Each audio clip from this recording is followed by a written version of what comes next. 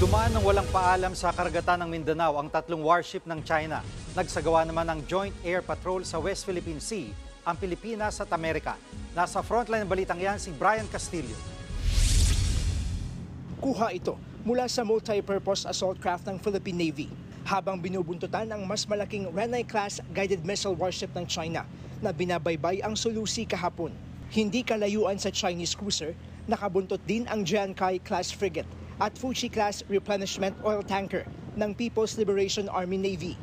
Ayon sa Philippine Navy, unang pumasok sa exclusive economic zone ng Pilipinas ang tatlong Chinese warships nitong February 1 hanggang sa makarating sa Mindanao.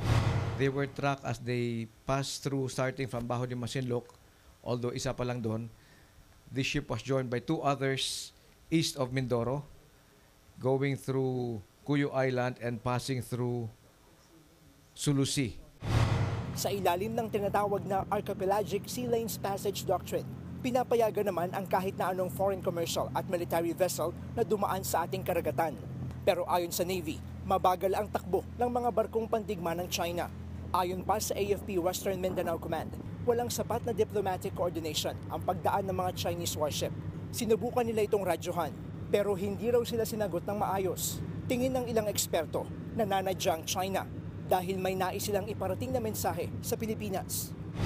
If they have not asked our permission, there's an indication, of course, that they're ignoring an earlier agreement that those Chinese vessels, warships, if they enter Philippine archipelagic water, should seek our permission.